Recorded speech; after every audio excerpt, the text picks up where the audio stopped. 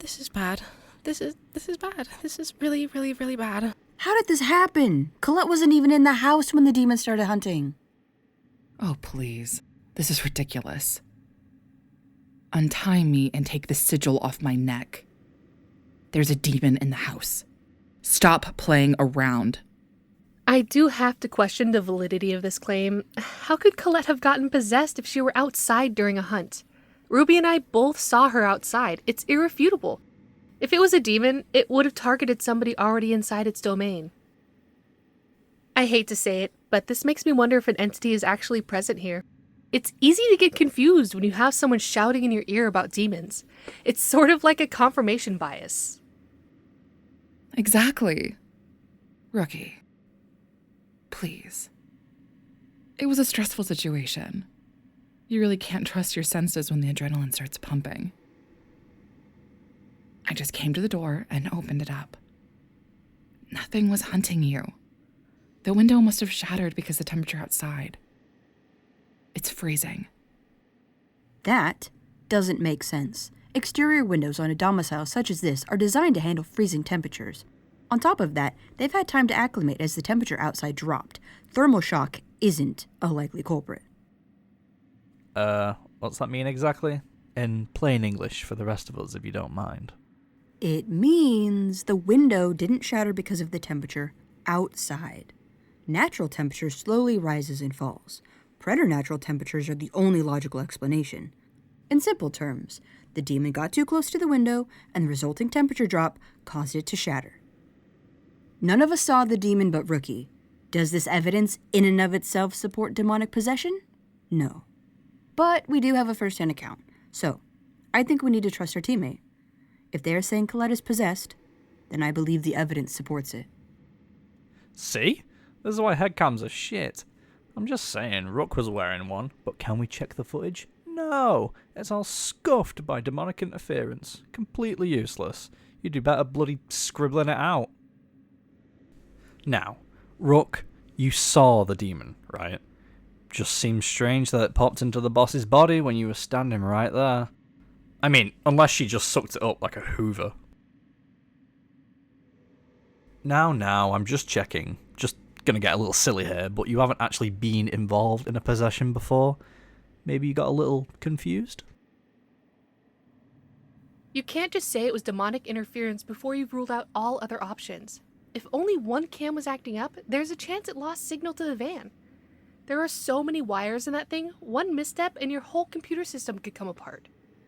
Or it means that the demon was only around one person. But okay, yeah, sure. Besides, if it's not a demon, then why is my sigil working? Huh? Care to explain? I would imagine the restraints around her wrists and ankles are stopping her from moving. We don't have evidence that this sigil is doing anything right now. Besides, isn't this whole thing a bit morally dubious? Your team lead is tied to a chair, and the only substantial evidence we have that points to a demonic possession is the word of someone in a high-stress environment. No one has even bothered to ask Colette herself if she's possessed. The host is still inside and watching, so she should be able to signal to us if she really needs help. Yeah, well, maybe in a normal possession. That's not gonna work with Colette, though. I would know. I've dealt with this enough. Or did you conveniently look over the report where I was possessed by an entity? If you know, then I don't understand why you're behaving so illogically about it. It's practically impossible for a person to be possessed entirely that quickly. We don't have any reported cases where the host is completely overtaken by demonic force. It takes weeks for a demon to gain complete control. The human soul is more resilient than that. So let's just ask her. Colette, are you possessed? No, I'm not possessed. See? No flicker in the eye, no twitching of the muscles, no strain on the voice. That is clear evidence that this isn't possession. We should just untie her Don't. Look, normally you would be right, but this is a special circumstance. Colette can't fight back. There is always an outlier, right? Outliers do have to be factored in when considering all the evidence. That's our job as investigators. Sherlock Holmes did say, when you've eliminated the impossible, whatever remains, however improbable, must be the truth. That's a fictional character. We're dealing with facts from real-life cases here. But it does still stand, doesn't it? We can't compare Colette to others who have been possessed. We have to compare it to her own experience. She's been possessed before? I don't have that in my files. Well, I'm sorry you're dealing with incomplete files, but it's true. I was there when it happened. Oh, well, I didn't know the boss was hiding such a juicy little secret. Come on, out with it. Tell us what happened. Don't leave anything out. I want details. The big boss herself being possessed. I'm sure she had her reasons. Still, it explains why she never entered any actively haunted locations or handled cursed objects out of containment. I just assumed it was easier to manage us and our evidence gathering from a command post. Ruby, stop. You don't just get to decide when to share my business. It's not relevant to the situation at hand. And it's not your story to tell. Now, someone untie me before I have your jobs. Okay, yeah, that's scary and all, but I already know that you're a demon. You aren't tricking me. Now shush. None of us are listening to you anymore. Wait, where was I? Oh, right, yeah. My dad moved us to Ashwood from the mundane world, and, well, we lived next to Colette and her family. She was always sorta, well, sick. Like, couldn't run around with the other kids or go to school sick. She would sit on her porch sometimes, and I would join her on the grass. She would read me her stories. It was only a few weeks after she turned 12, and she died. Obviously she's alive now, but she was gone for almost a full minute. After that, all the stories she would read to me were about the veil and the world beyond it. It was always about ghosts, demons, and what happened after we died. I got curious one day and asked her about it. She told me she saw beyond the veil. That there were a lot of creatures lurking about, and something followed her back. It's not uncommon for people who have died to see the veil or to interact with the creatures there. It's far more likely to see them at death than it is to find them haunting an old house like this, though. I have to agree with Colette. I don't think this is relevant to our situation. Just listen, okay? She ended up acting different one day. She refused to go outside and sit on the porch. When I saw her through the window, she just looked different, you know? At nightfall, I finally got worried enough that I actually climbed into her bedroom through the window, and I found her there, lying in a circle of decapitated dolls, with pages and pages scattered throughout the floor, talking about some woman with a twisted face. She saw me come in, and she just watched me until, she jumped on top of me and started screaming. She was taller than me. She always has been. But she was usually so frail. The strength that she had, it wasn't her own. Well, I'll be the first one to say that that's something straight out of a horror film. Pretty mental. It really was. I ended up subduing her with something from one of the books she was reading. I kind of always knew I had latent thom, but I never tried to use it. Turns out, being attacked by a demon wearing my friend's skin was a pretty great motivator. I realized quickly it was a possession, but it didn't stop there. Over and over again, she was possessed. I would always help her expel the creature, but they weren't all demons. Poltergeist, spirits, you name it. They were all trying to hitch a ride in her body. That's not possible. We don't have any records that show spirits are capable of that. We realized we needed more help to prevent any wayward entities from catching a ride inside her body. She usually wears a necklace made of black tourmaline and amethyst to prevent it. Right. Rookie, the same one you're holding right now. If she handed it off to you, she was opening herself up to the attack. Well, my best guess is She was trying to save you from having a demon riding around inside your head. As you've heard, it's not pleasant. Careful, Ruby. Your jealousy is showing. What? Are you upset that I didn't rush in there to save you when you were possessed? And that is exactly how I know you're not Colette. She's not a fucking bitch like you. Have fun trying to get yourself out of this one. We're professionals.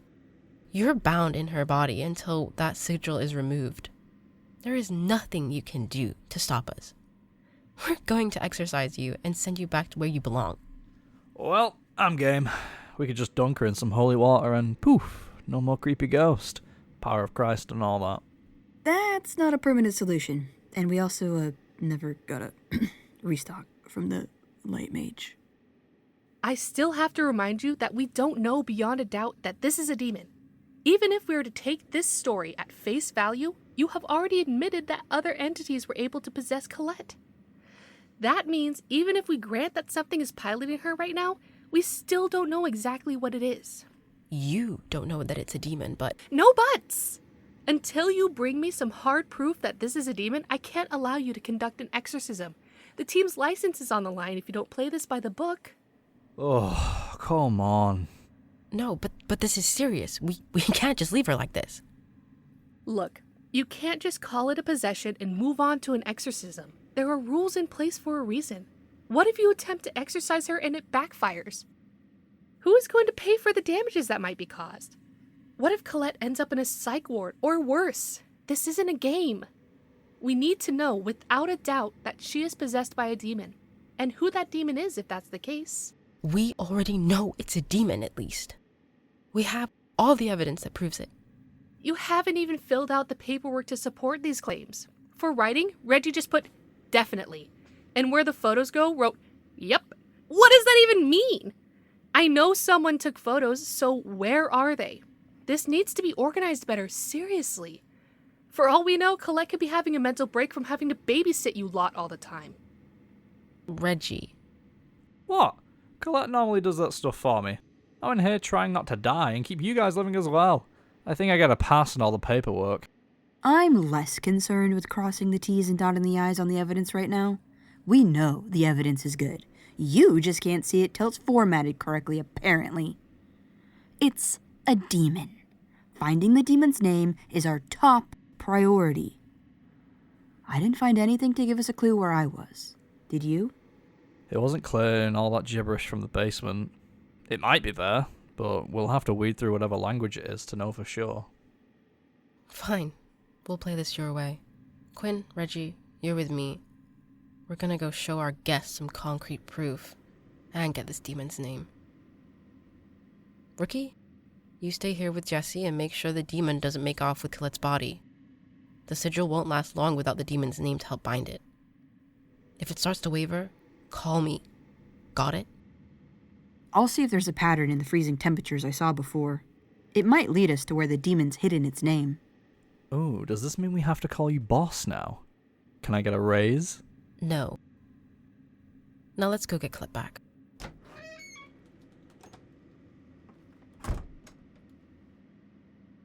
This isn't easy, I understand. I hope you know I'm not calling you a liar. With stakes like this, we have to make sure we aren't rushing into anything. This is life and death. We aren't meant to play around with them. I know you're taking this seriously. I was impressed by your adherence to the protocols with the UV lights. We need more people like you in this field. I know, Colette is good at her job. Trust me, I'm not doing this because I think she's incapable. It's the opposite. Your team has had an impressive few years since you came on. I understand why you call yourselves professionals. You do get the job done. However, your team leaves too much open for interpretation in those reports, which causes problems. I want you to be better. I know you can be. We may not agree on how it's handled, but we can agree on the baseline. We want to help people. By the way, you've been on the team for a while. Why are they still calling you Rookie? The lowest temps are around Colette now. I'm gonna have to retrace the thermal map on each floor. Seems some of the sensors are malfunctioning now that the demon has physical form. Reggie, if you've shown Ruby the basement, can you grab the backup sensors in the van? Maybe the lower tech will help us get a clearer picture. You have got to be kidding me. You got freezing temps inside, right? Yes. As I mentioned earlier, the temperature is fluctuating throughout the rooms as if the entity wants us to chase it.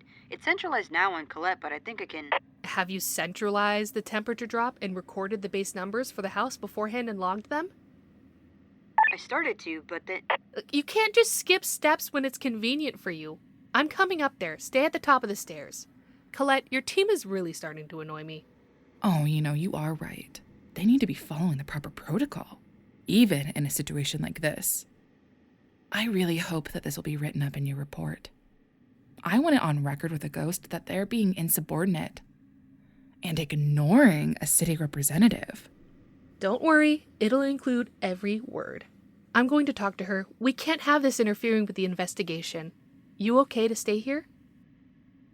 Good. I'll be back soon. If I'm now a part of this, we're going to do it well.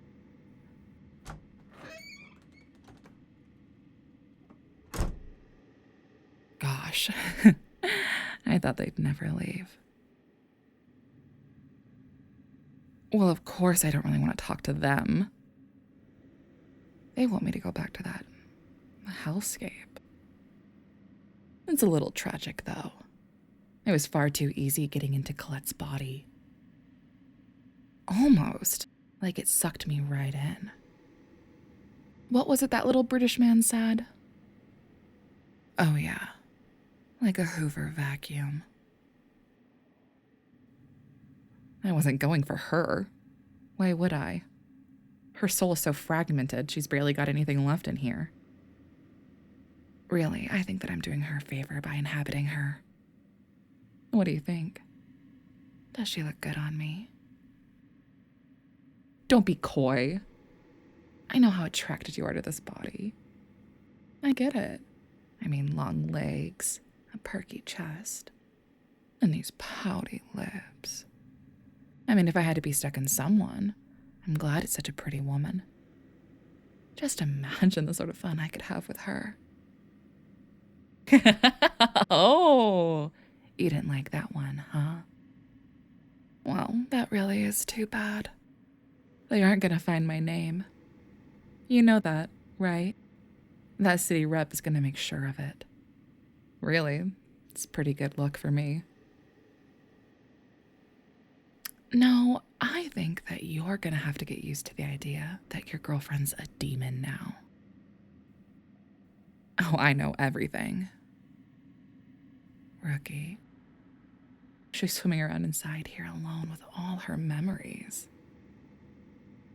That means I know where you two had your first kiss. Your secret little code to say that you love each other while you're at work. Exactly how you like to be licked. Oh, everything. Ooh, look at you. So smart. I don't really want this body. She would be fun for a bit, but I'm more of a big picture kind of demon. Oh, it's easy. I want you. What do you say? You want to make a deal?